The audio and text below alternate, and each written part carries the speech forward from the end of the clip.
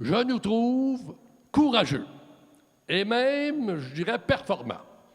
Vous savez qu'on fait toutes ces batailles-là au Québec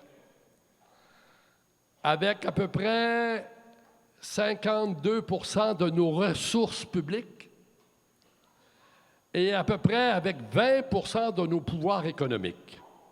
Oui, je le dis, quand on est une province, on marche avec un bras dans le dos, puis une patte dans le clout, et puis je suis pas sûr qu'on n'a pas un pack-sac rempli de briques.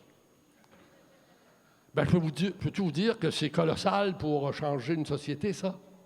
Et dans ce sens-là, y compris la lutte pour l'indépendance, c'est majeur si on veut changer le cadre global dans lequel on fait nos luttes, y compris pour faire la lutte contre la financiarisation et les accords comme ceux que la Wallonie est en train de bloquer. La Wallonie bloque l'accord parce qu'effectivement, eux, dans leur constitution, ils ont le pouvoir d'un État souverain sur les traités internationaux.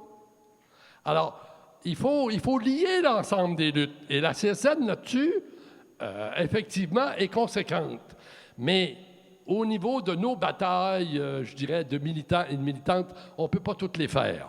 Mais au moins, si on a 2-3 enlignements, je dirais, cibles, et si on a 2-3 approches, moi, je pense qu'on est capable, je l'ai souvent dit, puis je le répète, l'organisation qu'on est, là, la CSN, avec les militants, disons, il y en a 600 ici, mais disons, si on prend toutes les fédérations, les conseils centraux, la Confédération, si on prend l'ensemble de nos salariés, si on est guiré de la même façon, là, il n'y a pas une organisation au Québec qui peut virer le Québec comme la CSN.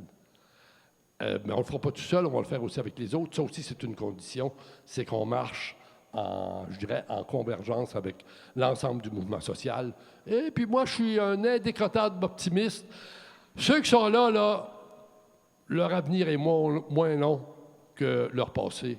On va réussir, je suis sûr.